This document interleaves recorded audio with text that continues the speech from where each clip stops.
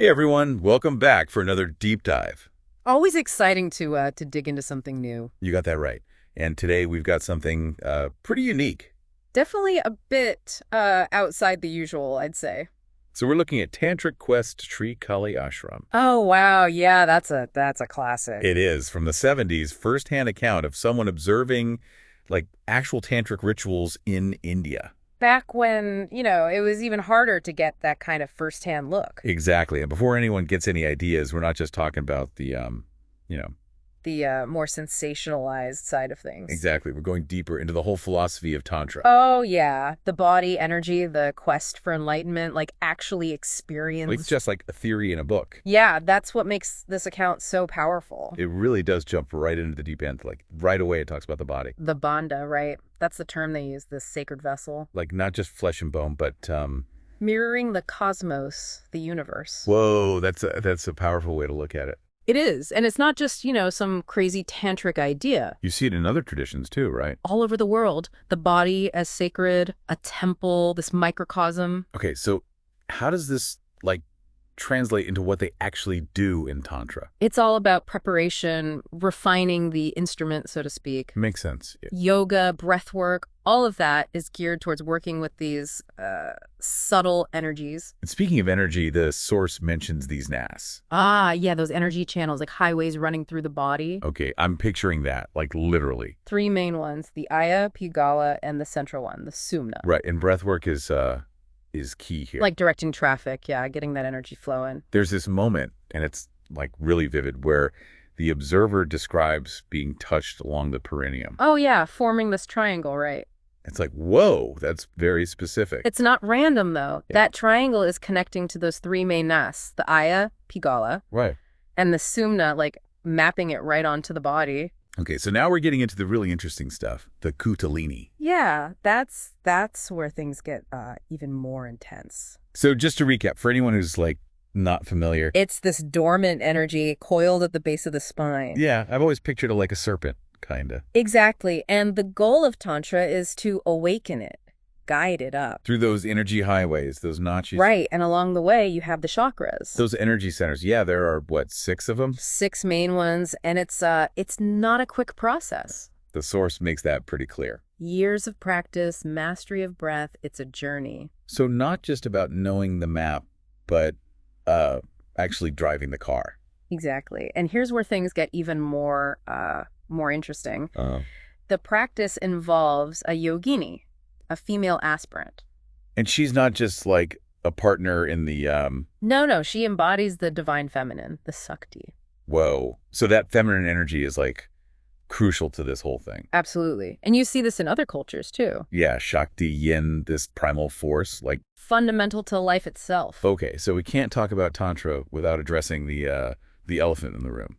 Yeah, the stuff that makes people raise eyebrows. 5 makaras, right? Yeah. Wine, meat, fish, parched grain. And of course, sexual union, always the attention grabber.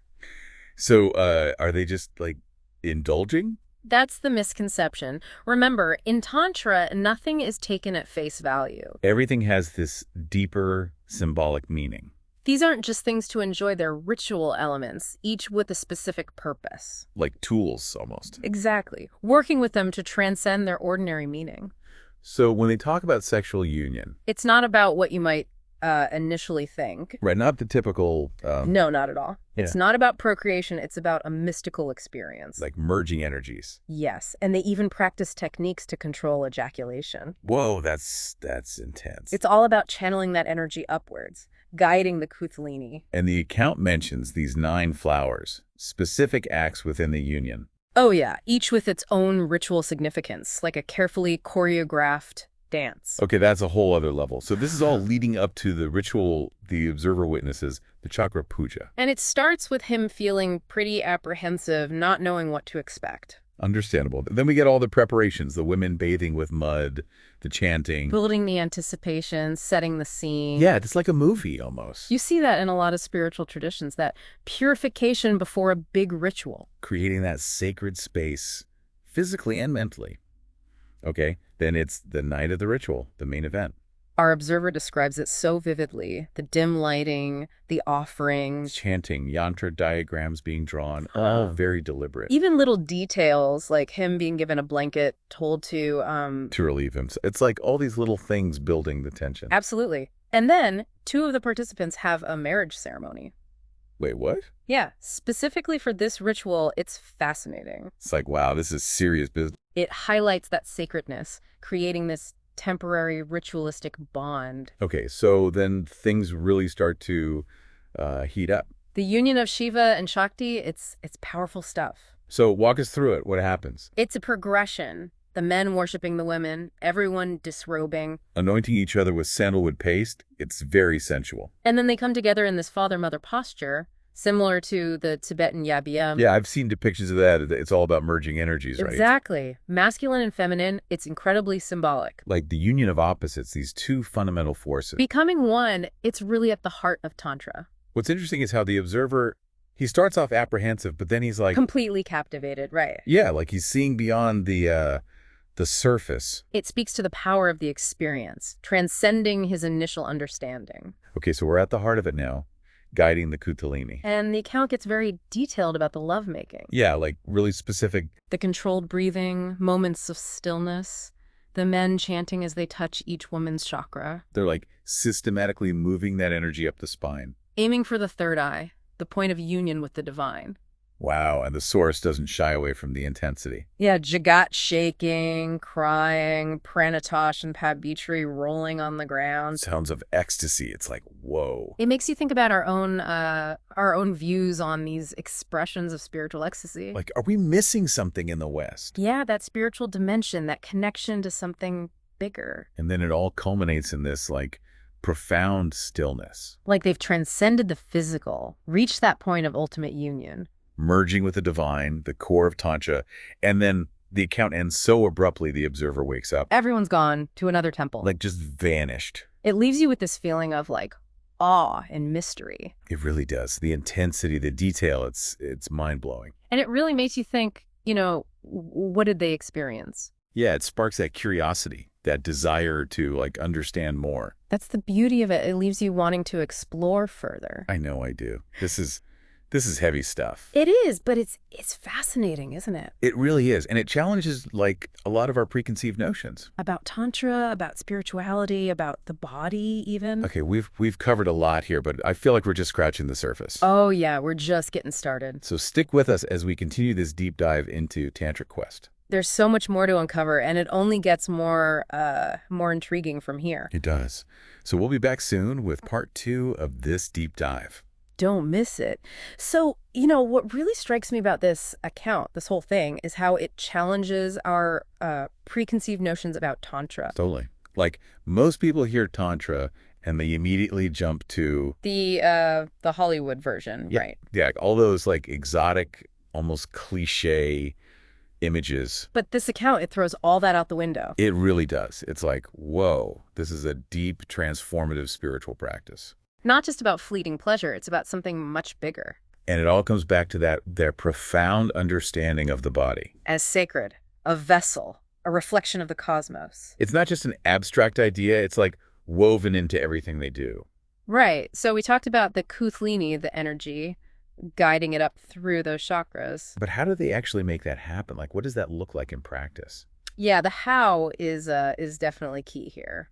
And the yogini, she plays a pretty crucial role in all this, right? Absolutely. She's not just a passive participant. She's embodying the divine feminine, the Shakti. Okay, so she's an active force, helping to channel that energy, guide the kuṇḍalinī. Exactly. And this is where I think it's important to revisit those 5 makaras. Yeah, the wine, meat, fish, parched grain, and, of course, the sexual union. That one always gets the most attention, and it's easy to misinterpret, for sure. Like, people see it and they're like, oh, this is just about indulgence. But that's missing the point entirely. Tantra is all about, remember, nothing is taken at face value. Right, everything has that deeper symbolic meaning. These makaras, they're not about indulging in earthly pleasures. They're like tools almost. Exactly. Ritual elements used in a very specific way to transcend their ordinary meaning. So when they talk about sexual union, they're not seeking Like the kind of physical gratification we typically associate with it. right, not just the usual stuff. No, it's about creating a mystical experience, a merging of energies. And that's how they awaken the kuṇḍalinī. And move it towards that crown chakra, the Sahasrara. And the account mentions like specific techniques, controlling ejaculation. To direct that energy upwards, very intentional. Yeah, this sounds like it takes a lot of discipline, a lot of focus. It does. It's about channeling that energy, not letting it dissipate. Harnessing it almost. Exactly. Using it for spiritual transformation. You know, reading this, I was struck by the level of trust and intimacy between the participants. Oh, yeah, absolutely. This is intense stuff. I can't imagine just anyone being able to, like, handle this. That's why choosing the right partners for this kind of work is so crucial. There has to be that deep trust, respect, understanding. And remember, the women in this ritual, they're embodying the Shakti. They're seen as manifestations of the divine feminine. It's like they're stepping into these archetypal roles, almost. It's not about their individual personalities, but about embodying these larger energies. Exactly. And that requires a level of commitment, reverence that goes beyond the personal. Okay, so let's talk about the chakra puja itself, the ritual. The source really sets the scene. All those purification rituals, the chanting. The yantra diagrams, even that marriage ceremony, it all builds towards this climax. What's fascinating is how the account captures both the physical and the energetic. Like we're reading about bodies moving, touching, but we're also sensing the subtle energy. Being cultivated, directed. And there's this sense of transformation happening, not just for the participants. But for the observer, too, he goes on quite a journey. He does. He starts off apprehensive, but as the ritual unfolds, he's like drawn in. His perception shifts. He starts to see beyond the surface. And then there's that moment, the father-mother posture. Similar to the Tibetan Yabyum, very powerful. Can you talk about the significance of that posture a little more? The Yabyum in Tibetan Buddhism, it represents the union of wisdom and compassion. Okay, so merging masculine and feminine energies. Into a perfect whole, often depicted as this embrace. So in this ritual, it's symbolic of that union of Shiva and Shakti. Exactly. Merging those two fundamental forces, the masculine and the feminine. Okay, so the energy's building, the kuṇḍalinī is awakening. How do they actually guide it up through those chakras? The source describes this process of the men systematically touching each woman's chakra. Starting at the base of the spine, moving upward. Using touch, breath work, chanting to activate each energy center. And they're doing this while they're, well, making love. Yes, and that's a key point. They're not separating the physical from the spiritual. It's all connected. Like they're using the energy of that sexual union to fuel the awakening of the kuṇḍalinī. Exactly. Harnessing that power, directing it towards spiritual transformation. And the source doesn't hold back on describing the intensity of this experience. The shaking, the crying, the sounds of ecstasy. It's like, wow, this is some powerful stuff. It is. And it challenges us to consider what's possible when we approach these practices with the right intention. Not just seeking pleasure, but using that energy for something bigger. To transcend the limitations of the ego, to connect with something greater than ourselves. So what happens when the kuṇḍalinī reaches that crown chakra, the Sahasrara? That's the ultimate goal of Tantra, right? Achieving that state of union with the divine. Experiencing that blissful merging with cosmic consciousness. Transcending duality, experiencing oneness. And the source describes this incredible moment of stillness, of silence. Like they've completely transcended the physical realm. Reach that point of ultimate union. Where all separation dissolves. And then the account ends on that mysterious note. The observer wakes up and everyone's gone. Vanished. It leaves you with this sense of wonder, of awe. Like, what happened? What did they experience? It's a question that invites us to, like, explore further. To delve deeper into the mysteries of Tantra. I love how this account, even though it's from the 70s, it still feels so relevant today. It speaks to this timeless human quest for transcendence, for connecting with something beyond ourselves. It does. And it reminds us that the body, which is often like dismissed or demonized in other spiritual traditions. Actually a powerful tool for spiritual awakening. Powerful stuff. Okay, we've covered a lot of ground here. The philosophy, the makras, the chakra puja. It's been like quite the journey. It has. And what really gets me is how this account, even though it's focused on this one ritual, it opens up all these bigger questions. Totally. About spirituality, about like what it means to be human. It really pushes us to expand our ideas about what spirituality can be. For sure. Like, how do we reconcile these practices with, our modern understanding of things. Yeah, that's the thing about Tantra. It doesn't really fit into those neat little boxes we try to create. Right. It's not about renouncing the world. It's about engaging with it fully, even the parts that make us uncomfortable. like those magaras, the wine, meat, fish, and all that. It's easy to see them as just indulgence. But Tantra uses them so intentionally to, like, break through those surface interpretations. To connect with something deeper, something beyond that initial, like, oh, that's taboo reaction. It's about using those elements as tools, almost, to push us beyond our comfort zones. I love that. And you can't deny the transformative power of these practices, even the observer.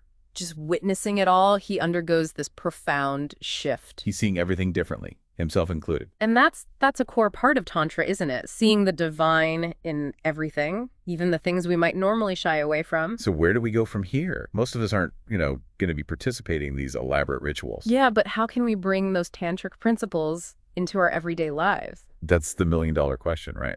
It is, and there's no easy answer, no one-size-fits-all solution. But I think you're right. It's about seeing Tantra as a philosophy, a way of looking at the world. Not just a set of practices, but a way of being. So cultivating that awareness of the sacred in the everyday, even the mundane stuff. Yeah. Seeing our bodies as temples, honoring our energy, recognizing that divine spark.